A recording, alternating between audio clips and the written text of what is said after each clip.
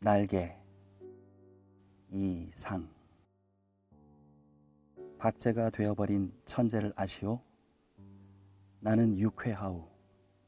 이런 때 연애까지가 육회하우. 육신이 흐느적 하도록 피로했을 때만 정신이 은화처럼 막소. 니코틴이 내 횃배 앓는 뱃속으로 스미면 머릿속에 을에 백지가 되는 법이요. 그 위에다 나는 위트와 파라독스를 바둑 포석처럼 늘어놓소. 가공할 상식의 병이요. 나는 또 여인과 생활을 설계하오. 연애 기법에 맞아 서먹서먹해진 지성의 극치를 흘깃 좀 들여다본 일이 있는, 말하자면 일종의 정신분일자 말이요. 이런 여인의 반, 그것은 온갖 것의 반이요. 만을 영수하는 생활을 설계한다는 말이요. 그런 생활 속에 한 발만 들여놓고 흡사 두 개의 태양처럼 마주 쳐다보면서 낄낄거리는 것이요. 나는 아마 어지간히 인생의 재행이 싱거워서 견딜 수가 없게끔 되고 그만둔 모양이요. 굿바이, 굿바이.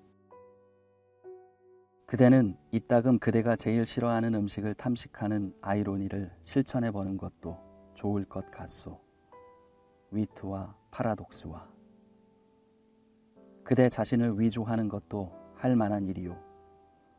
그대의 작품은 한 번도 본 일이 없는 기성품에 의하여 차라리 경편하고 고매하리다. 19세기는 될 수 있거든 봉쇄하여 버리오. 도스토옙스키 정신이란 자칫하면 낭비일 것 같소. 위고를 불란서의 빵 한 조각이라고는 누가 그랬는지 지연인 듯 싶소. 그러나 인생 혹은 그 모형에 있어서 디테일 때문에 속는다거나 해서야 되겠소? 화를 보지 마오. 부디 그대께 고하는 것이니. 테이프가 끊어지면 피가 나오. 상체기도 머지않아 완치될 줄 믿소. 굿바이. 감정은 어떤 포우즈, 그 포우즈의 원소만을 지적하는 것이 아닌지 나도 모르겠소. 그 포우즈가 부동자세까지 고도화할 때 감정은 딱 공급을 정지합니다. 나는 내 비범한 발육을 회고하여 세상을 보는 안목을 규정하였소. 여왕봉과 미망인. 세상의 하고 많은 여인이 본질적으로 이미 미망인이 아닌 이가 있으리까? 아니, 여인이 전부가 그 일상에 있어서 개개 미망인이라는 내 논리가 뜻밖에도 여성에 대한 모험이 되오? 굿바이. 그 33번지라는 것이 구조가 흡사, 유곽이라는 느낌이 없지 않다. 한 번지에 18가구가 쭉 어깨를 맞대고 늘어서서 창호가 똑같고 아구기 모양이 똑같다.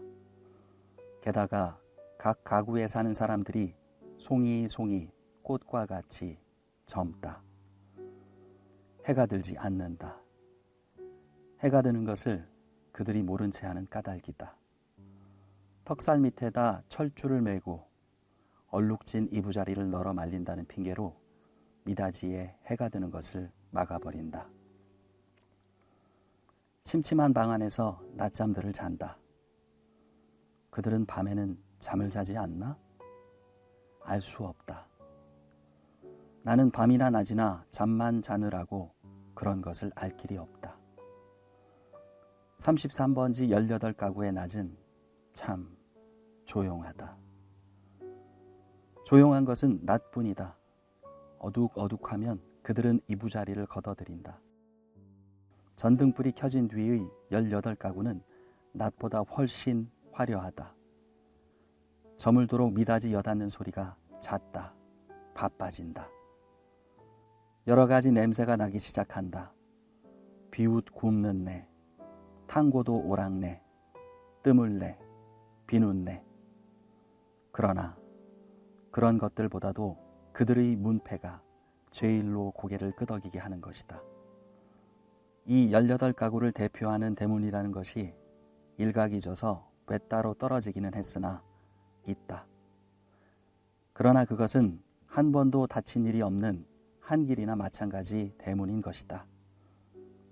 온갖 장사치들은 하루 가운데 어느 시간에라도 이 대문을 통하여 드나들 수 있는 것이다. 이네들은 문간에서 두부를 사는 것이 아니라 미닫이를 열고 방에서 두부를 사는 것이다. 이렇게 생긴 33번지 대문에 그들 18가구의 문패를 몰아다 붙이는 것은 의미가 없다.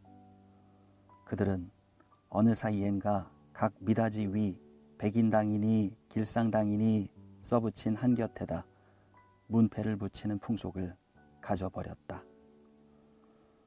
내 방 미닫이 위 한 곁에 칼표 딱지를 내세다 낸 것만한 내 아내의 명함이 붙어있는 것도 이 풍속을 좇은 것이 아닐 수 없다. 나는 그러나 그들이 아무와도 놀질 않는다. 놀지 않을 뿐만 아니라 인사도 않는다. 나는 내 아내와 인사하는 외에 누구와도 인사하고 싶지 않았다. 내 아내 외의 다른 사람과 인사를 하거나 놀거나 하는 것은 내 아내 낯을 보아 좋지 않은 일인 것만 같이 생각이 되었기 때문이다. 나는 이만큼까지 내 아내를 소중히 생각한 것이다. 내가 이렇게까지 내 아내를 소중히 생각한 까닭은 이 33번지 18가구 속에서 내 아내가 내 아내의 명함처럼 제일 작고 제일 아름다운 것을 안 까닭이다. 18가구의 각기 빌어들은 송이 꽃들 가운데서도 내 아내가 특히 아름다운 한떨기의 꽃으로 이 함석지붕 및 볕 안 드는 지역에서 어디까지든지 찬란하였다. 따라서 그런 한떨기 꽃을 지키고 그 꽃에 매어 달려 사는 나라는 존재가 도무지 형언할 수 없는 거북살스러운 존재가 아닐 수 없었던 것은 물론이다.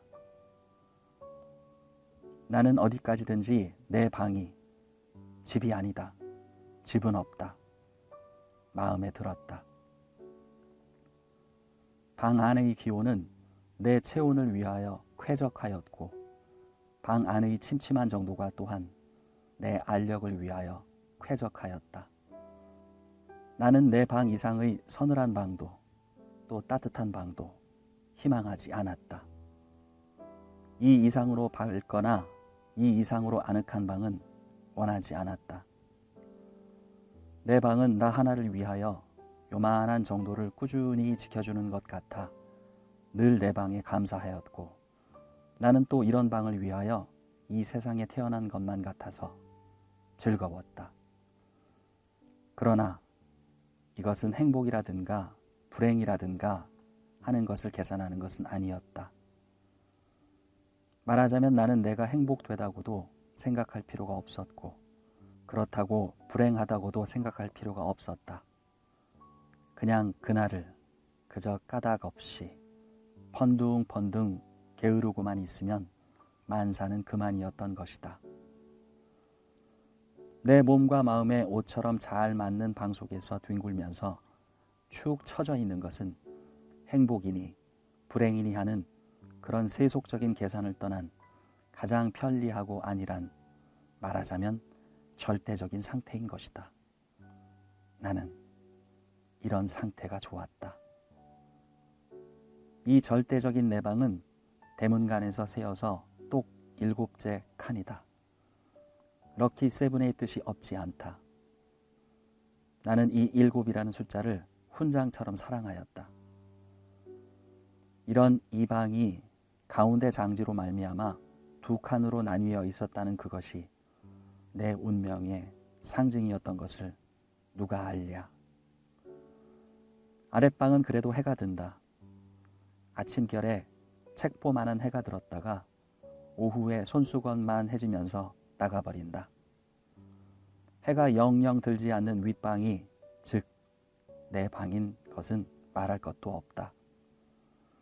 이렇게 볕 드는 방이 아내 방이요, 볕 안 드는 방이 내 방이요 하고 아내와 나 둘 중에서 누가 정했는지 나는 기억하지 못한다.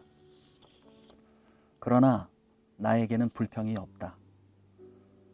아내가 외출만 하면 나는 얼른 아랫방으로 와서 그 동쪽으로 난 들창을 열어놓으면 들이비치는 햇살이 아내의 화장대를 비쳐 가지각색 병들이 아롱이 지면서 찬란하게 빛나고, 이렇게 빛나는 것을 보는 것은 다시 없는 내 오락이다. 나는 조그만 돋보기를 꺼내가지고 아내만이 사용하는 지리가미를 꺼내가지고 그을려가면서 불장난을 하고 논다. 평행광선을 굴절시켜서 한 초점에 모아가지고 그 초점이 따끈따끈해지다가 마지막에는 종이를 그을리기 시작하고 가느다란 연기를 내면서 드디어 구멍을 뚫어 놓은 데까지 이르는 그 얼마 안 되는 동안의 초조한 맛이 죽고 싶을 만큼 내게는 재미있었다. 이 장난이 실증이 나면 나는 또 아내의 손잡이 거울을 가지고 여러 가지로 논다. 거울이란 제 얼굴을 비칠 때만 실용품이다. 그 외의 경우에는 도무지 장난감인 것이다. 이 장난도 곧 실증이 난다. 나의 유희심은 육체적인 데서 정신적인 데로 비약한다. 나는 거울을 내던지고 아내의 화장대 앞으로 가까이 가서 나란히 늘어놓인 그 가지각색의 화장품 병들을 들여다본다. 그것들은 세상의 무엇보다도 매력적이다. 나는 그 중에 하나만을 골라서 가만히 마개를 빼고 병뚜껑을 내 코에 가져다 대고 숨 죽이듯이 가벼운 호흡을 하여 본다. 이국적인 센슈얼한 향기가 폐로 스며들면 나는 저절로 스르르 감기는 내 눈을 느낀다. 확실히 아내의 채취의 파편이다. 나는 도로 병마개를 맡고 생각해 본다. 아내의 어느 부분에서 요 냄새가 났던가를. 그러나 그것은 분명하지 않다. 왜? 아내의 채취는 여기 늘어섰는 가지각색 향기의 합계일 것이니까. 아내의 방은 늘 화려하였다. 내 방이 벽에 못 한 개 꽂히지 않은 소박한 것인 반대로 아내 방에는 천장 밑으로 쫙 돌려 못이 박히고 못마다 화려한 아내의 치마와 저고리가 걸렸다. 여러 가지 무늬가 보기 좋다. 나는 그 여러 조각의 치마에서 늘 아내의 동체와 그 동체가 될 수 있는 여러 가지 포우즈를 연상하면서 내 마음은 늘 점잖지 못하다. 그렇건만 나에게는 옷이 없었다. 아내는 내게 옷을 주지 않았다. 입고 있던 골덴 양복 한 벌이 내 자리 옷이었고 통상복과 나들이 옷을 겸한 것이었다. 그리고 하이넥의 스웨터가 한 조각 사철을 통한 내의다. 그것들은 하나같이 다 빛이 검다. 그것은 내 짐작 같아서는, 즉 빨래를 될 수 있는 데까지 하지 않아도 보기 싫지 않게 하기 위한 것이 아닌가 한다. 나는 허리와 두 가랑이 세 군데 다 고무 밴드가 끼어 있는 부드러운 사루마다를 입고 그리고 아무 소리 없이 잘 놀았다. 어느덧 손수건만 해줬던 볕이 나갔는데 아내는 외출해서 돌아오지 않는다. 나는 요만 이래도 좀 피곤하였고 아내가 돌아오기 전에 내 방으로 가 있어야 될 것을 생각하고 그만 내 방으로 건너간다. 내 방은 침침하다. 나는 이불을 뒤집어 쓰고 낮잠을 잔다. 한 번도 거둔 일이 없는 내 이부자리는 내 몸뚱이의 일부분처럼 내게는 참 반갑다. 잠은 잘 오는 적도 있다. 그러나 또 전신이 까짓까짓하면서 영 잠이 오지 않는 적도 있다. 그런 때는 아무 제목을 하나 골라서 연구하였다. 나는 내 좀 축축한 이불 속에서 참 여러 가지 발명도 하였고 논문도 많이 썼다. 시도 많이 지었다. 그러나 그것들은 내가 잠이 드는 것과 동시에 내 방에 담겨서 철철 넘치는 그 흐느흐느한 공기에 다 비누처럼 풀어져서 온데간데 없고, 한잠 자고 깨인 나는 속이 무명 헝겊이나 메밀 껍질로 띵띵 찬 한 덩어리 베개와도 같은 한 벌 신경이었을 뿐이고 하였다. 그러기에 나는 빈대가 무엇보다도 싫었다. 그러나 내 방에서는 겨울에도 몇 마리의 빈대가 끊이지 않고 나왔다. 내게 근심이 있었다면 오직 이 빈대를 미워하는 근심일 것이다. 나는 빈대에게 물려서 가려운 자리를 피가 나도록 긁었다. 쓰라리다. 그것은 그윽한 쾌감에 틀림없었다.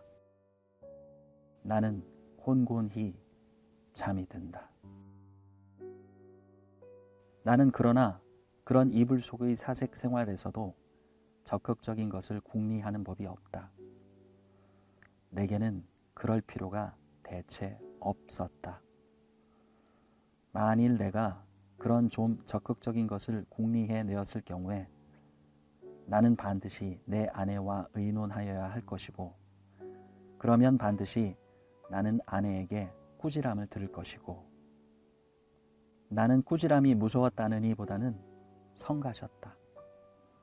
내가 제법 한 사람의 사회인의 자격으로 일을 해보는 것도, 아내에게 사설 듣는 것도 나는 가장 게으른 동물처럼 게으른 것이 좋았다.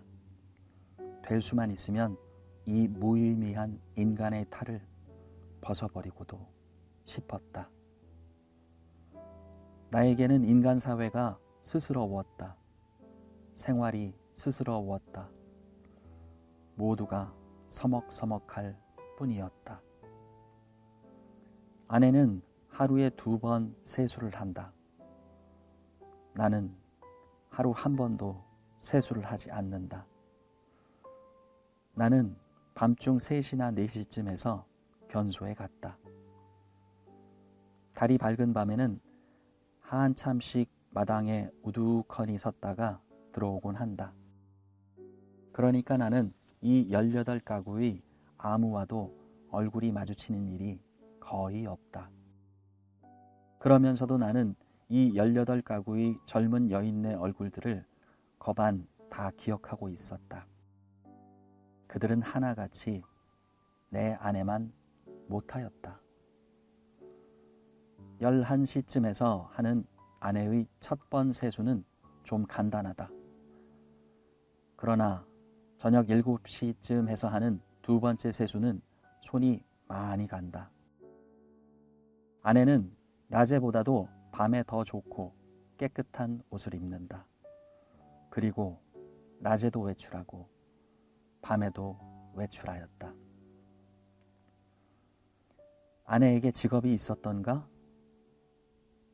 나는 아내의 직업이 무엇인지 알 수 없다. 만일 아내에게 직업이 없었다면 같이 직업이 없는 나처럼 외출할 필요가 생기지 않을 것인데, 아내는 외출한다. 외출할 뿐만 아니라 내객이 많다. 아내에게 내객이 많은 날은 나는 온종일 내 방에서 이불을 쓰고 누워 있어야만 된다. 불장난도 못한다. 화장품 냄새도 못 맡는다. 그런 날은 나는 의식적으로 우울해 하였다. 그러면 아내는 나에게 돈을 준다. 50전짜리 은화다. 나는 그것이 좋았다. 그러나 그것을 무엇에 써야 옳을지 몰라서 늘 머리맡에 던져두고 한 것이 어느 결에 모여서 꽤 많아졌다. 어느 날 이것을 본 아내는 금고처럼 생긴 벙어리를 사다 준다. 나는 한 푼씩 그 속에 넣고 열쇠는 아내가 가져갔다. 그 후에도 나는 더러 은화를 그 벙어리에 넣은 것을 기억한다. 그리고 나는 게을렀다.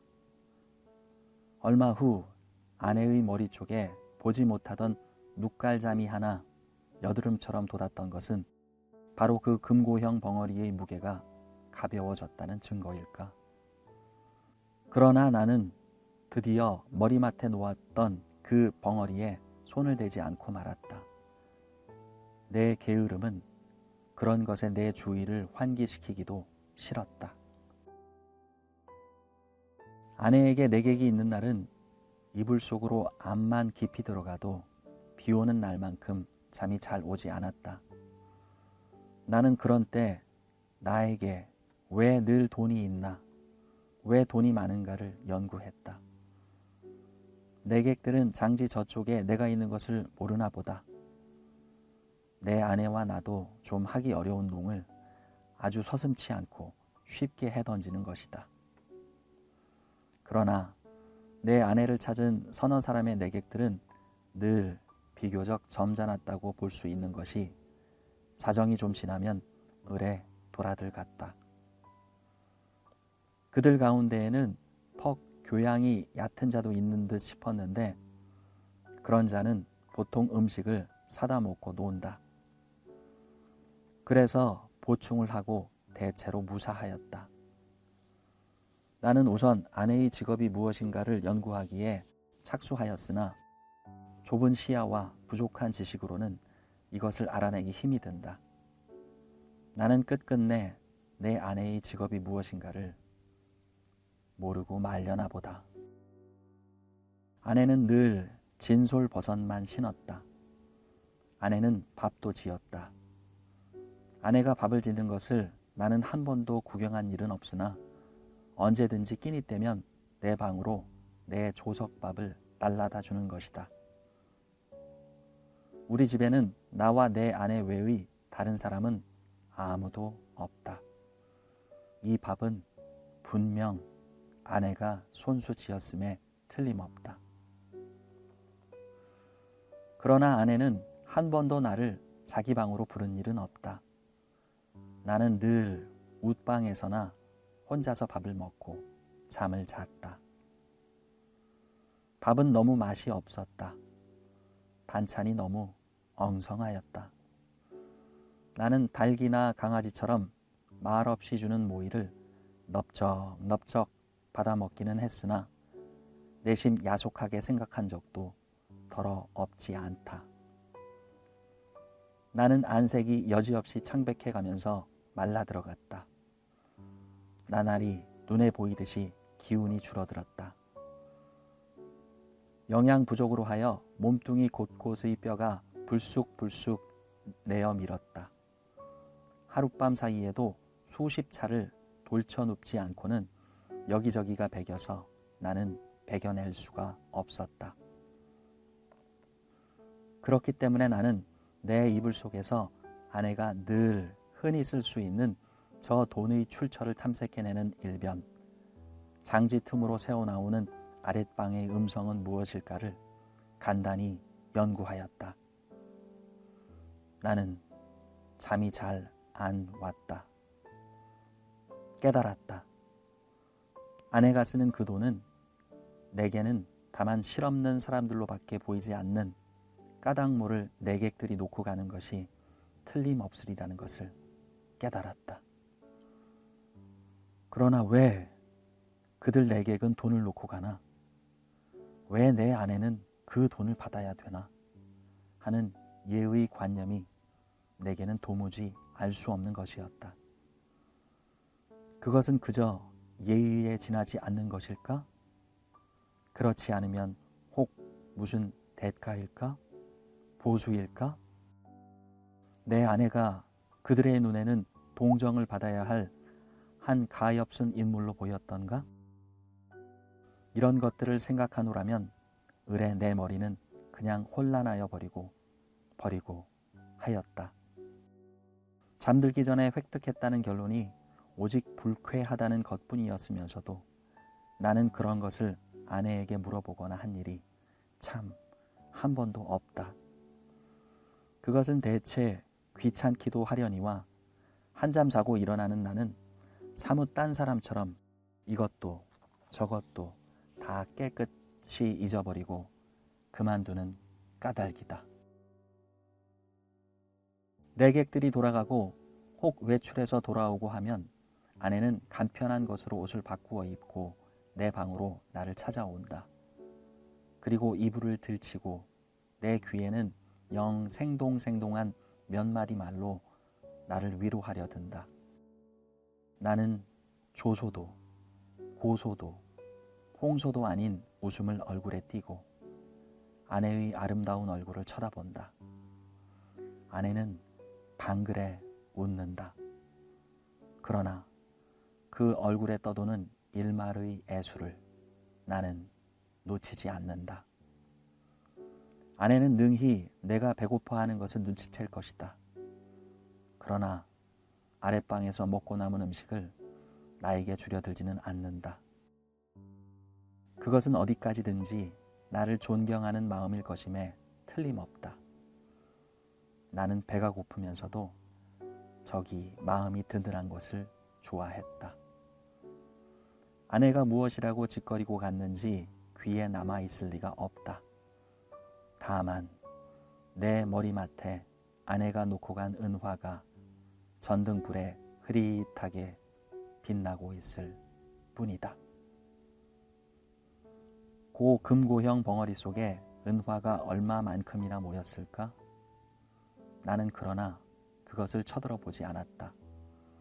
그저 아무런 의욕도 기원도 없이 그 단추구멍처럼 생긴 틈바구니로 은화를 떨어뜨려 둘 뿐이었다. 왜 아내의 내객들이 아내에게 돈을 놓고 가나 하는 것이 풀 수 없는 의문인 것 같이 왜 아내는 나에게 돈을 놓고 가나 하는 것도 역시 나에게는 똑같이 풀 수 없는 의문이었다. 내 비록 아내가 내게 돈을 놓고 가는 것이 싫지 않았다 하더라도 그것은 다만 그것이 내 손가락 닿는 순간에서부터 고 벙어리 주둥이에서 자취를 감추기까지의 하잘것없는 짧은 촉각이 좋았달 뿐이지 그 이상 아무 기쁨도 없다. 어느 날 나는 고 벙어리를 변소에 갖다 넣어버렸다. 그때 벙어리 속에는 몇 푼이나 되는지 모르겠으나 고 은화들이 꽤 들어있었다. 나는 내가 지구 위에 살며 내가 이렇게 살고 있는 지구가 질풍실외의 총력으로 광대무변의 공간을 달리고 있다는 것을 생각했을 때 참 허망하였다. 나는 이렇게 부지런한 지구 위에서는 현기증도 날 것 같고 해서 한시바삐 내려버리고 싶었다. 이불 속에서 이런 생각을 하고 난 뒤에는 나는 고 은화를 고 벙어리에 넣고 하는 것조차 귀찮아졌다. 나는 아내가 손수 벙어리를 사용하였으면 하고 생각하였다. 벙어리도 돈도 사실은 아내에게만 필요한 것이지 내게는 애초부터 의미가 전혀 없는 것이었으니까 될 수만 있으면 그 벙어리를 아내는 아내 방으로 가져갔으면 하고 기다렸다. 그러나 아내는 가져가지 않는다. 나는 내가 아내 방으로 가져다 둘까 하고 생각하여 보았으나 그 즈음에는 아내의 내객이 워낙 많아서 내가 아내 방에 가볼 기회가 도무지 없었다. 그래서 나는 하는 수 없이 변소에 갖다 집어넣어버리고 만 것이다. 나는 서글픈 마음으로 아내의 꾸지람을 기다렸다. 그러나 아내는 끝내 아무 말도 하지 않았다. 않았을 뿐 아니라 여전히 돈은 돈대로 머리맡에 놓고 가지 않나. 내 머리맡에는 어느덧 은화가 꽤 많이 모였다. 내 객이 아내에게 돈을 놓고 가는 것이나 아내가 내게 돈을 놓고 가는 것이나 일종의 쾌감, 그 외의 다른 아무런 이유도 없는 것이 아닐까 하는 것을 나는 또 이불 속에서 연구하기 시작하였다. 쾌감이라면 어떤 종류의 쾌감일까를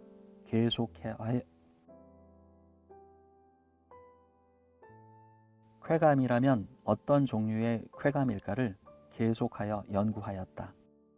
그러나 그것은 이불 속의 연구로는 알 길이 없었다. 쾌감 하고 나는 뜻밖에도 이 문제에 대해서만 흥미를 느꼈다. 아내는 물론 나를 늘 감금하여 두다시피 하여 왔다. 내게 불평이 있을 리 없다. 그런 중에도 나는 그 쾌감이라는 것의 유무를 체험하고 싶었다. 나는 아내의 밤 외출 틈을 타서 밖으로 나왔다. 나는 거리에서 잊어버리지 않고 가지고 나온 은화를 지폐로 바꾼다. 5원이나 된다. 그것을 주머니에 넣고 나는 목적지를 잃어버리기 위하여 얼마든지 거리를 쏘다녔다. 오래간만에 보는 거리는 거의 경의에 가까울 만큼 내 신경을 흥분시키지 않고는 마지 않았다. 나는 금시에 피곤하여 버렸다. 그러나 나는 참았다. 그리고 밤이 이슥하도록 까닭을 잃어버린 채 이 거리 저 거리로 지양 없이 헤매었다. 돈은 물론 한 푼도 쓰지 않았다. 돈을 쓸 아무 엄두도 나서지 않았다. 나는 벌써 돈을 쓰는 기능을 완전히 상실한 것 같았다. 나는 과연 피로를 이 이상 견디기가 어려웠다. 나는 가까스로 내 집을 찾았다. 나는 내 방을 가려면 아내 방을 통과하지 않으면 안 될 것을 알고 아내에게 내 객이 있나 없나를 걱정하면서 미닫이 앞에서 좀 거북살스럽게 기침을 한번 했더니 이것은 참 또 너무나 암상스럽게 미닫이가 열리면서 아내의 얼굴과 그 등 뒤의 낯설은 남자의 얼굴이 이쪽을 내다보는 것이다. 나는 벼랑간 내어 쏟아지는 불빛에 눈이 부셔서 좀 머뭇머뭇했다. 나는 아내의 눈초리를 못 본 것은 아니다. 그러나 나는 모른 채 하는 수밖에 없었다. 왜? 나는 어쨌든 아내의 방을 통과하지 아니하면 안 되니까. 나는 이불을 뒤집어 썼다. 무엇보다도 다리가 아파서 견딜 수가 없었다. 이불 속에서는 가슴이 울렁거리면서 암만 해도 까무러칠 것만 같았다. 걸을 때는 몰랐더니 숨이 차다. 등에 식은땀이 쭉 내배인다. 나는 외출한 것을 후회하였다. 이런 피로를 잊고 어서 잠이 들었으면 좋았다. 한잠 잘 자고 싶었다. 얼마 동안이나 비스듬히 엎드려 있었더니 차츰차츰 뚝딱거리는 가슴 동계가 가라앉는다. 그만해도 우선 살 것 같았다. 나는 몸을 들쳐 반드시 천장을 향하여 눕고 쭉 다리를 뻗었다.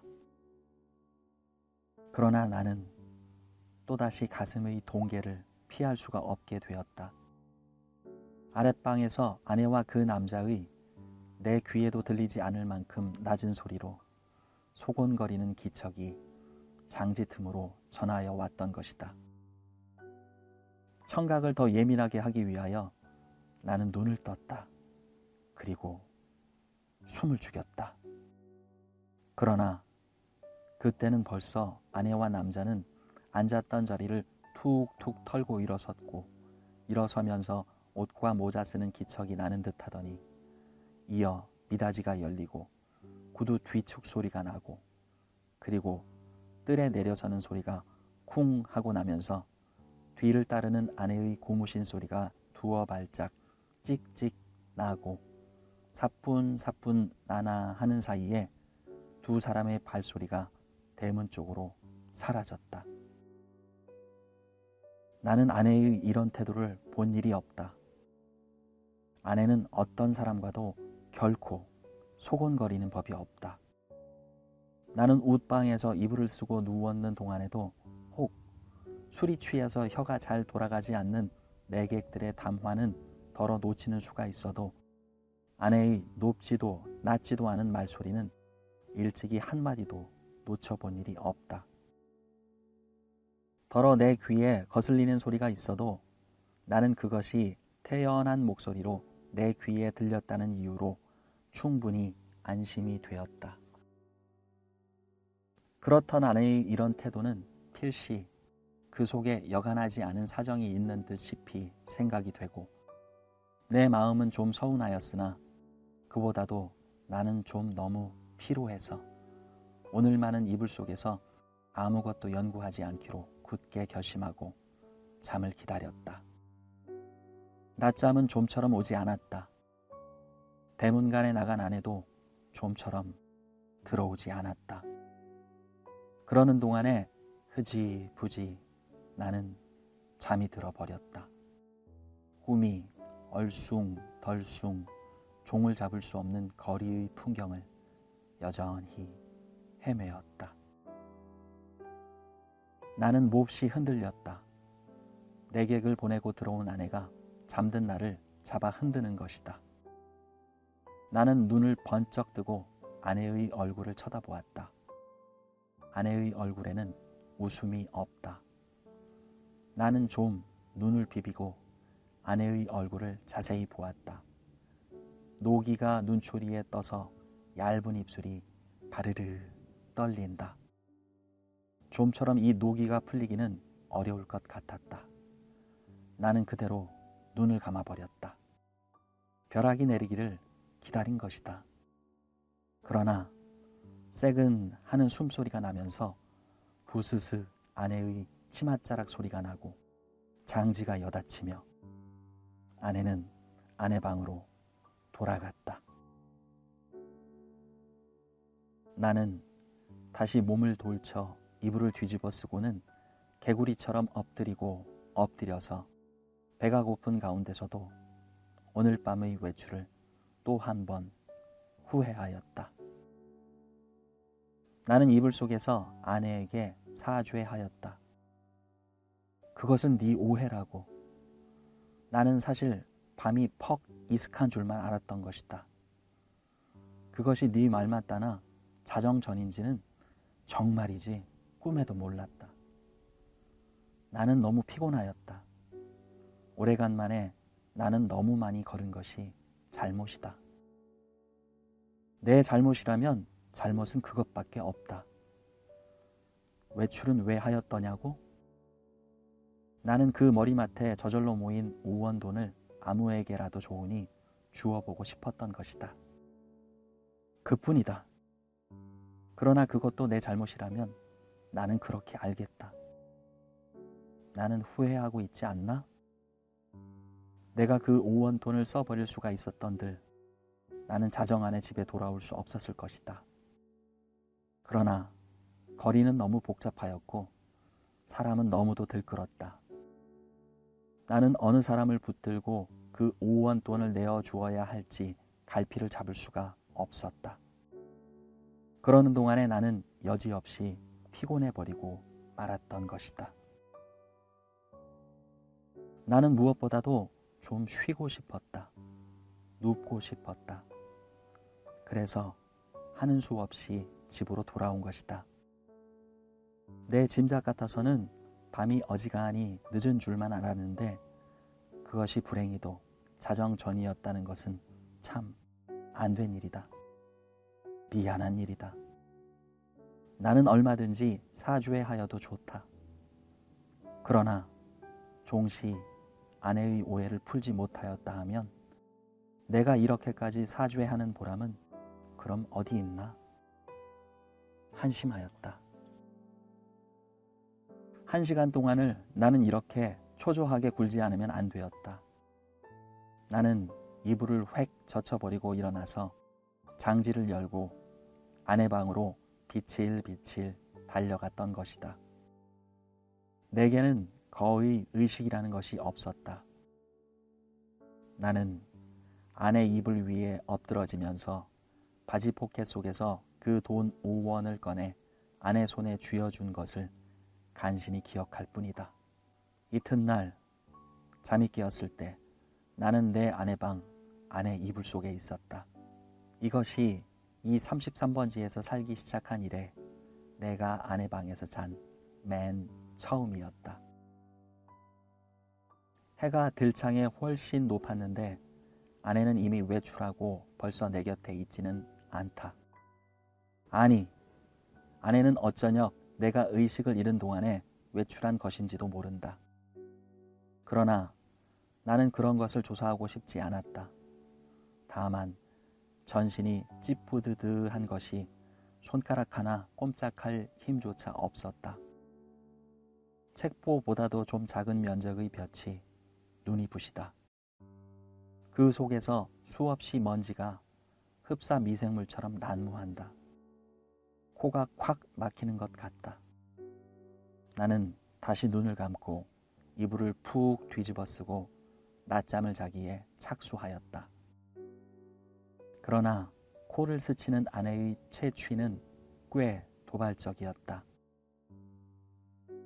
나는 몸을 여러 번 비비 꼬면서 아내의 화장대에 늘어선 고가지각색 화장품 병들이 마개를 뽑았을 때 풍기는 냄새를 더듬느라고 좀처럼 잠은 들지 않는 것을 나는 어찌하는 수도 없었다.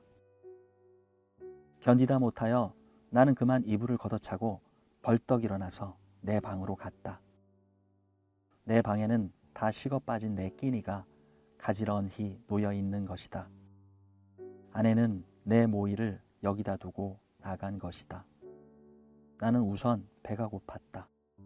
한 숟갈을 입에 떠 넣었을 때 그 촉감은 참 너무나도 냉회와 같이 서늘하였다.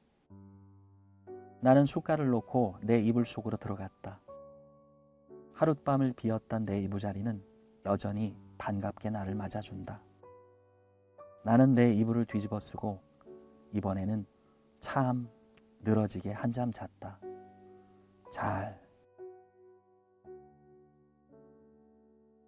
내가 잠을 깬 것은 전등이 켜진 뒤다. 그러나 아내는 아직도 돌아오지 않았나 보다. 아니, 돌아왔다 또 나갔는지 알 수 없다. 그러나 그런 것을 상고하여 무엇하나? 정신이 한결 난다. 나는 밤일을 생각해 보았다. 그 돈 5원을 아내 손에 쥐어주고 넘어졌을 때에 느낄 수 있었던 쾌감을 나는 무엇이라고 설명할 수가 없었다. 그러나 내객들이 내 아내에게 돈 놓고 가는 심리며 내 아내가 내게 돈 놓고 가는 심리의 비밀을 나는 알아낸 것 같아서 여간 즐거운 것이 아니다. 나는 속으로 빙그레 웃어보았다. 이런 것을 모르고 오늘까지 지내온 내 자신이 어떻게 우스꽝스럽게 보이는지 몰랐다. 따라서 나는 또 오늘 밤에도 외출하고 싶었다. 그러나 돈이 없다. 나는 또 어쩌녁에 그 돈 5원을 한꺼번에 아내에게 주어버린 것을 후회하였다. 또 그 벙어리를 변소에 갖다 쳐넣어 버린 것도 후회하였다. 나는 실없이 실망하면서 습관처럼 그 돈 5원이 들어있던 내 바지 포켓에 손을 넣어 한번 휘둘러 보았다. 뜻밖에도 내 손에 쥐어지는 것이 있었다. 2원밖에 없다. 그러나 많아야 맛은 아니다. 얼마간이고 있으면 된다. 나는 그만한 것이 여간 고마운 것이 아니었다. 나는 기운을 얻었다. 나는 그 단벌 다 떨어진 골덴 양복을 걸치고 배고픈 것도 주제 사나운 것도 다 잊어버리고 활갯짓을 하면서 또 거리로 나섰다. 나서면서 나는 제발 시간이 화살 단 듯해서 자정이 어서 획 지나버렸으면 하고 조바심을 태웠다. 아내에게 돈을 주고 아내 방에서 자보는 것은 어디까지든지 좋았지만 만일 잘못해서 자정 전에 집에 들어갔다가 아내의 눈총을 맞는 것은 그것은 여간 무서운 일이 아니었다. 나는 저물도록 길가 시계를 들여다보고 하면서 또 지양 없이 거리를 방황하였다. 그러나 이날은 좀처럼 피곤하지는 않았다. 다만 시간이 좀 너무 더디게 가는 것만 같아서 안타까웠다. 경성역 시계가 확실히 자정을 지난 것을 본 뒤에 나는 집을 향하였다.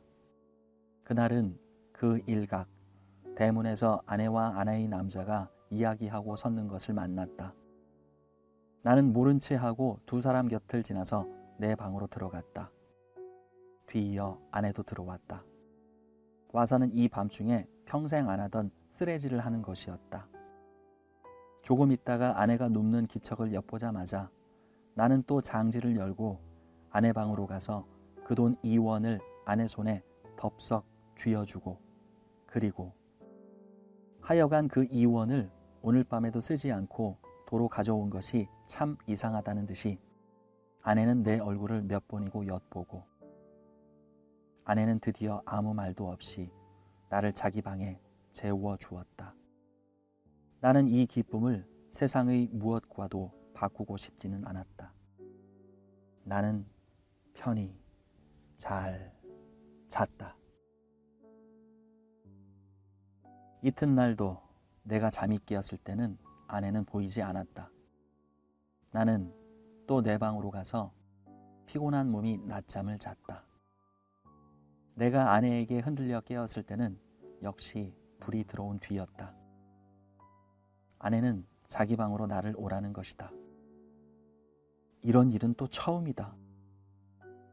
아내는 끊임없이 얼굴에 미소를 띠고 내 팔을 이끄는 것이다.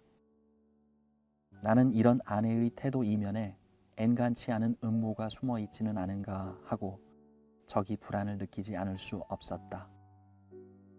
나는 아내의 하자는 대로 아내의 방으로 끌려갔다.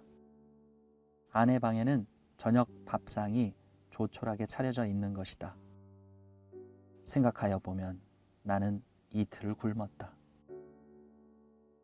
나는 지금 배고픈 것까지도 긴가민가 잊어버리고 얼음얼음 하던 차다.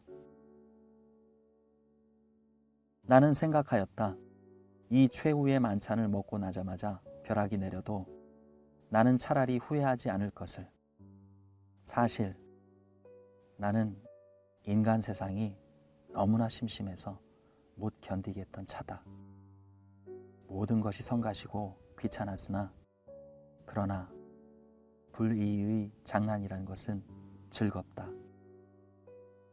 나는 마음을 턱 놓고 조용히 아내와 마주 이 해괴한 저녁밥을 먹었다. 우리 부부는 이야기하는 법이 없었다. 밥을 먹은 뒤에도 나는 말이 없이 부스스 일어나서 내 방으로 건너가 버렸다. 아내는 나를 붙잡지 않았다.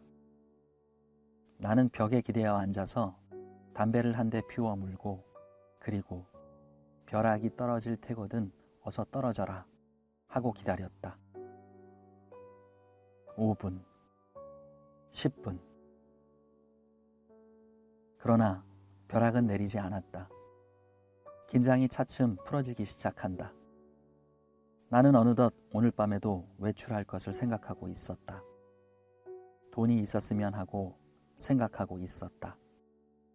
그러나 돈은 확실히 없다.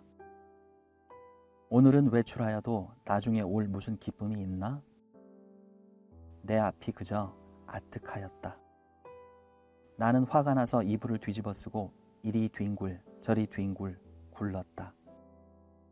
금시 먹은 밥이 목으로 자꾸 치밀어 올라온다. 메스꺼웠다. 하늘에서 얼마라도 좋으니 왜 지폐가 소낙비처럼 퍼붓지 않나? 그것이 그저 한없이 야속하고 슬펐다. 나는 이렇게밖에 돈을 구하는 아무런 방법도 알지는 못했다. 나는 이불 속에서 좀 울었나 보다. 왜 없느냐면서. 그랬더니 아내가 또 내 방에를 왔다. 나는 깜짝 놀라 아마 이제서야 벼락이 내리려나 보다 하고 숨을 죽이고 두꺼비 모양으로 엎드려 있었다. 그러나 떨어진 입을 새어 나오는 아내의 말소리는 참 부드러웠다. 정다웠다. 아내는 내가 왜 우는지를 안다는 것이다. 돈이 없어서 그러는 게 아니란다. 나는 실없이 깜짝 놀랐다. 어떻게 사람의 속을 환하게 들여다보는고 해서 나는 한편으로 슬그머니 겁도 안 나는 것은 아니었으나 저렇게 말하는 것을 보면 아마 내게 돈을 줄 생각이 있나 보다. 만일 그렇다면 오죽이나 좋을 일일까. 나는 이불 속에 뚫뚫 말린 채 고개도 들지 않고 아내의 다음 거동을 기다리고 있으니까 예쏘! 하고 내 머리맡에 내려뜨리는 것은 그 가뿐한 음향으로 보아 지폐에 틀림없었다. 그리고 내 귀에다 대고 오늘 을랑 어제보다도 늦게 돌아와도 좋다고 속삭이는 것이다. 그것은 어렵지 않다. 우선 그 돈이 무엇보다도 고맙고 반가웠다. 어쨌든 나섰다. 나는 좀 야맹증이다. 그래서 될 수 있는 대로 밝은 거리로 돌아다니기로 했다. 그러고는 경성역 1, 2등 대합실 한곁 티룸에를 들렀다. 그것은 내게는 큰 발견이었다. 거기는 우선 아무도 아는 사람이 안 온다. 설사 왔다가도 곧 돌아가니까 좋다. 나는 날마다 여기 와서 시간을 보내리라 속으로 생각하여 두었다. 제일 여기 시계가 어느 시계보다도 정확하리라는 것이 좋았다. 섣불리 서투른 시계를 보고 그것을 믿고 시간 전에 집에 들어갔다가 큰 코를 다쳐서는 안 된다. 나는 한 복스에 아무것도 없는 것과 마주 앉아서 잘 끓은 커피를 마셨다. 총총한 가운데 여객들은 그래도 한 잔 커피가 즐거운가 보다. 얼른 마시고 무얼 좀 생각하는 것 같이 담벼락도 좀 쳐다보고 하다가 곧 나가버린다. 서글프다. 그러나 내게는 이 서글픈 분위기가 거리의 티룸들의 그 거추장스러운 분위기보다는 절실하고 마음에 들었다. 이따금 들리는 날카로운 혹은 우렁찬 기적소리가 모차르트보다도 더 가깝다. 나는 메뉴에 적힌 몇 가지 안 되는 음식 이름을 치 읽고 내리 읽고 여러 번 읽었다. 그것들은 아물아물하는 것이 어딘가 내 어렸을 때 동무들 이름과 비슷한 데가 있었다. 거기서 얼마나 내가 오래 앉았는지 정신이 오락가락하는 중에 객이 슬며시 뜸해지면서 이 구석 저 구석 걷어치우기 시작하는 것을 보면 아마 닫는 시간이 된 모양이다. 11시가 좀 지났구나. 여기도 결코 내 안주의 곳은 아니구나. 어딜 가서 자정을 넘길까? 두루 걱정을 하면서 나는 밖으로 나섰다. 비가 온다. 빗발이 제법 굵은 것이 우비도 우산도 없는 나를 고생을 시킬 작정이다. 그렇다고 이런 괴이한 풍모를 차리고 이 홀에서 어물어물하는 수도 없고 에이, 비를 맞으면 맞았지 하고 그냥 나서버렸다. 대단히 선선해서 견딜 수가 없다. 골덴 옷이 젖기 시작하더니 나중에는 속속들이 스며들면서 추근거린다. 비를 맞아가면서라도 견딜 수 있는 데까지 거리를 돌아다녀서 시간을 보내려 하였으나 이제는 선선해서 이 이상은 더 견딜 수가 없다. 오한이 자꾸 일어나면서 이가 딱딱 맞부딪는다.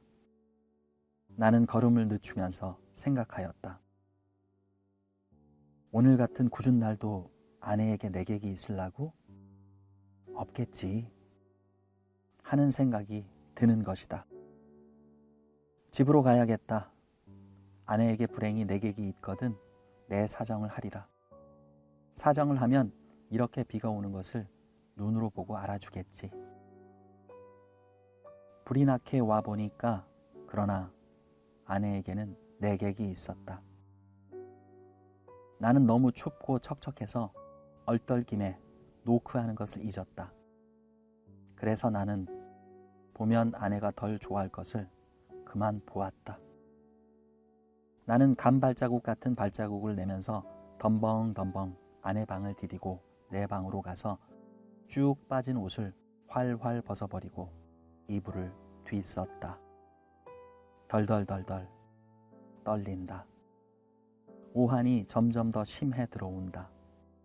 여전 땅이 꺼져 들어가는 것만 같았다. 나는 그만 의식을 잃어버리고 말았다. 이튿날 내가 눈을 떴을 때 아내는 내 머리맡에 앉아서 제법 근심스러운 얼굴이다. 나는 감기가 들었다. 여전히 으스스 춥고 또 골치가 아프고 입에 군침이 도는 것이 씁쓸하면서 다리 팔이 척 늘어져서 노곤하다.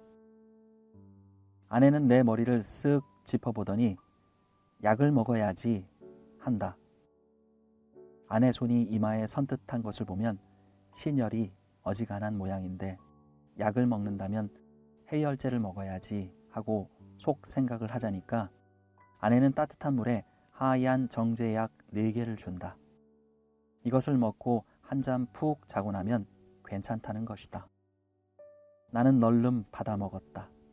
쌉싸름한 것이 짐작 같아서는 아마 아스피린인가 싶다.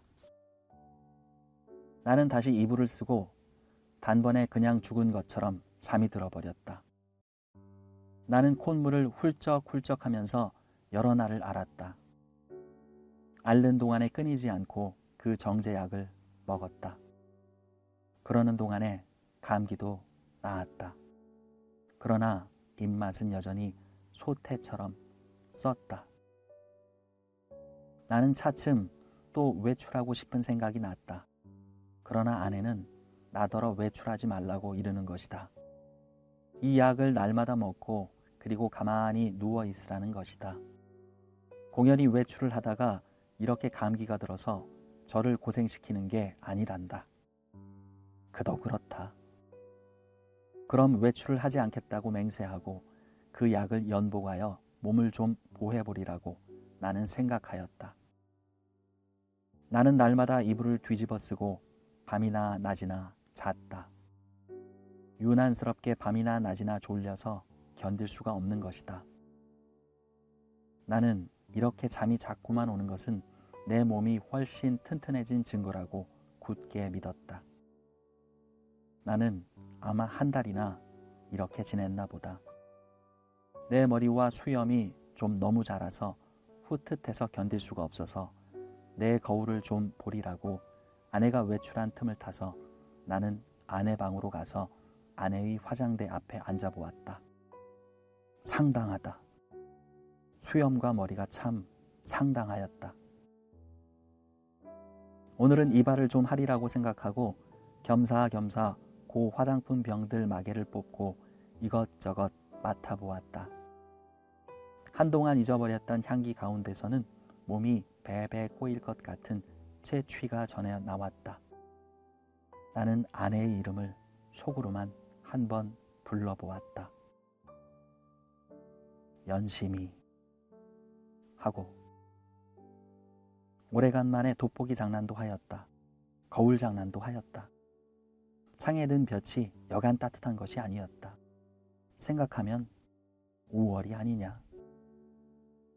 나는 커다랗게 기지개를 한번 켜보고 아내 베개를 내려 베고 벌떡 자빠져서는 이렇게도 편안하고 즐거운 세월을 하나님께 흠씬 자랑하여 주고 싶었다.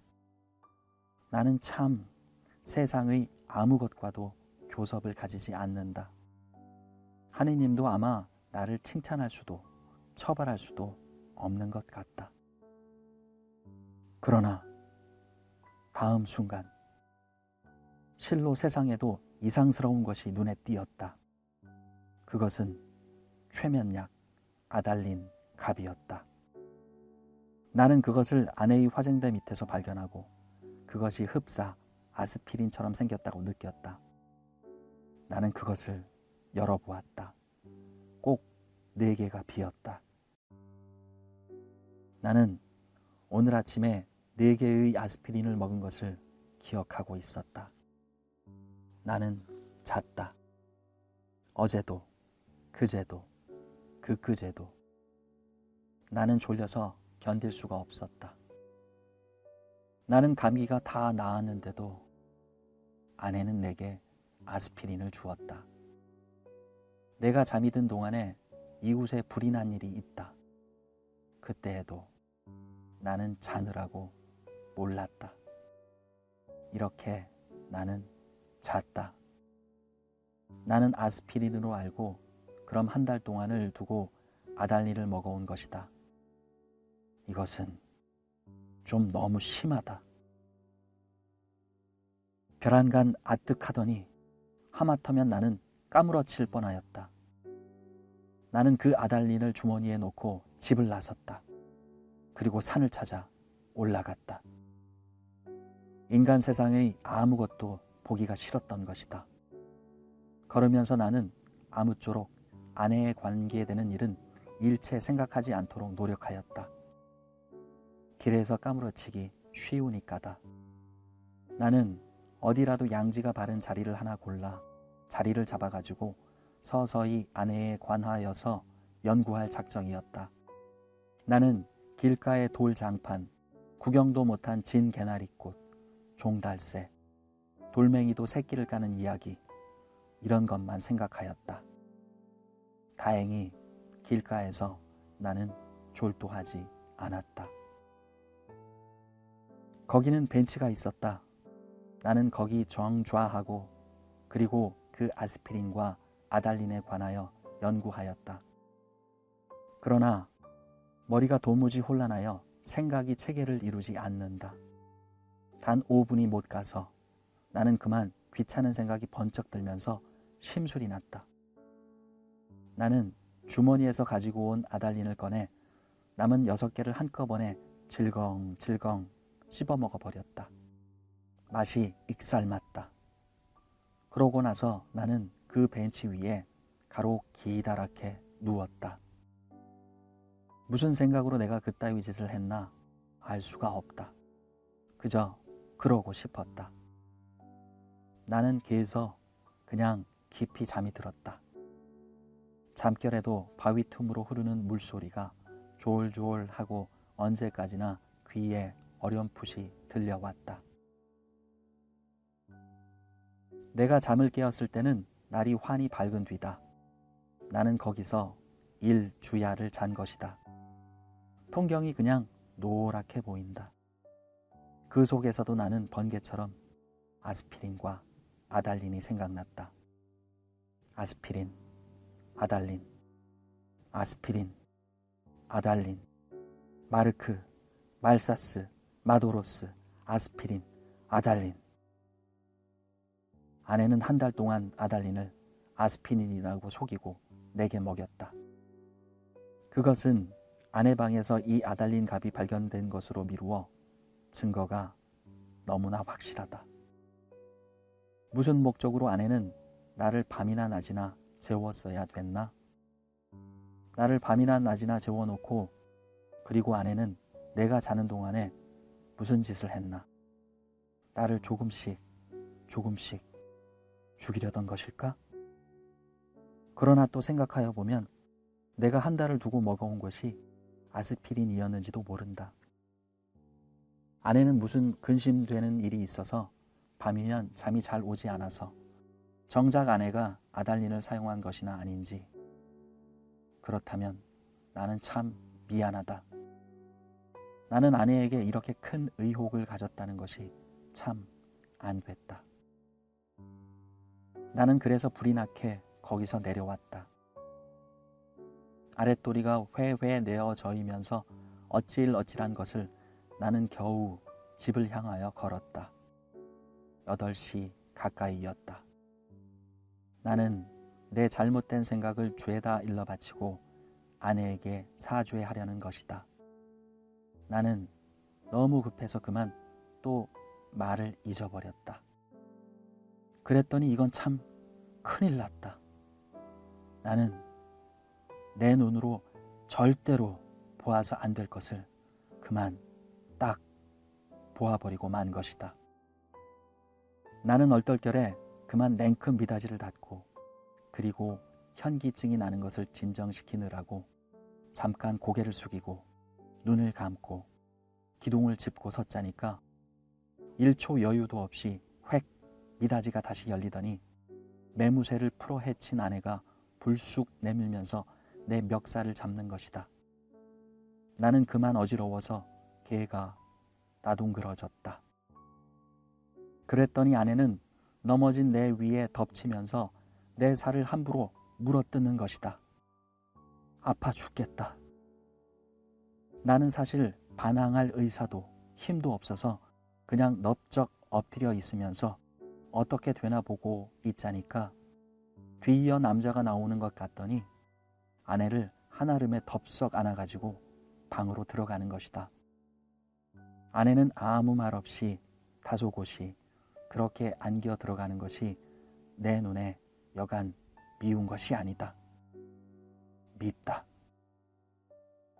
아내는 너 밤새워 가면서 도둑질 하러 다니느냐? 계집질 하러 다니느냐? 고 발악이다. 이것은 참 너무 억울하다. 나는 어안이 벙벙하여 도무지 입이 떨어지지를 않았다. 너는 그야말로 나를 살해하려던 것이 아니냐고 소리를 한번 꽥 질러보고도 싶었으나 그런 긴가민가한 소리를 섣불리 입 밖에 내었다가는 무슨 화를 볼는지 알 수 없다. 차라리 억울하지만 잠자코 있는 것이 우선 상책인 듯 싶이 생각이 들길래 나는 이것은 또 무슨 생각으로 그랬는지 모르지만 툭툭 털고 일어나서 내 바지 포켓 속에 남은 돈 몇 원 몇십 전을 가만히 꺼내서는 몰래 미닫이를 열고 살며시 문지방 밑에다 놓고 나서는 나는 그냥 줄 다른 박질을 쳐서 나와버렸다. 여러 번 자동차에 치일 뻔하면서 나는 그래도 경성역으로 찾아갔다. 빈 자리와 마주 앉아서 이 쓰디쓴 입맛을 거두기 위하여 무엇으로나 입가심을 하고 싶었다. 커피 좋다. 그러나 경성역 홀에 한 걸음 들여놓았을 때 나는 내 주머니에는 돈이 한 푼도 없는 것을, 그것을 깜빡 잊었던 것을 깨달았다. 또 아득하였다. 나는 어디선가 그저 맥없이 머뭇머뭇하면서 어쩔 줄을 모를 뿐이었다. 얼빠진 사람처럼 그저 이리 갔다 저리 갔다 하면서 나는 어디로 들이대 쏘다녔는지 하나도 모른다. 다만 몇 시간 후에 내가 미스코시 옥상에 있는 것을 깨달았을 때는 거의 대낮이었다. 나는 거기 아무 데나 주저앉아서 내 자라온 26해를 회고하여 보았다. 몽롱한 기억 속에서는 이렇다는 아무 제목도 불거져 나오지 않았다. 나는 또 내 자신에게 물어보았다. 너는 인생에 무슨 욕심이 있느냐고. 그러나 있다고도 없다고도 그런 대답은 하기가 싫었다. 나는 거의 나 자신의 존재를 인식하기조차도 어려웠다. 허리를 굽혀서 나는 그저 금붕어를 들여다보고 있었다. 금붕어는 참 잘들도 생겼다. 작은 놈은 작은 놈대로, 큰 놈은 큰 놈대로 다 싱싱하니 보기 좋았다. 내려 비치는 5월 햇살에 금붕어들은 그릇 바탕에 그림자를 내려뜨렸다. 지느러미는 하늘하늘 손수건을 흔드는 흉내를 낸다. 나는 이 지느러미 수효를 헤어보기도 하면서 굽힌 허리를 좀처럼 펴지 않았다. 등이 따뜻하다. 나는 또 오탁의 거리를 내려다보았다. 거기에는 피곤한 생활이 똑 금붕어 지느러미처럼 흐느흐느 허우적거렸다. 눈에 보이지 않는 끈적끈적한 줄에 엉켜서 헤어나지들을 못한다. 나는 피로와 공복 때문에 무너져 들어가는 몸뚱이를 들고 그 오탁의 거리 속으로 섞여가지 않는 수도 없다 생각하였다. 나서서 나는 또 문득 생각하여 보았다. 이 발길이 지금 어디로 향하여 가는 것인가를. 그때 내 눈앞에는 아내의 모가지가 벼락처럼 내려 떨어졌다. 아스피린과 아달린. 우리들은 서로 오해하고 있느니라. 설마 아내가 아스피린 대신에 아달린의 정량을 나에게 먹여왔을까? 나는 그것을 믿을 수는 없다. 아내가 대체 그럴 까닭이 없을 것이니 그러면 나는 날밤을 새면서 도둑질을 계집질을 하였나? 정말이지 아니다. 우리 부부는 숙명적으로 발이 맞지 않는 절름발이인 것이다. 내나 아내나 제 고동에 로직을 붙일 필요는 없다. 변해할 필요도 없다. 사실은 사실대로, 오해는 오해대로 그저 끝없이 발을 절뚝거리면서 세상을 걸어가면 되는 것이다. 그렇지 않을까? 그러나 나는 이 발길이 아내에게로 돌아가야 옳은가? 이것만은 분간하기가 좀 어려웠다. 가야 하나? 그럼 어디로 가나? 이때 뚜 하고 정오 사이렌이 울었다.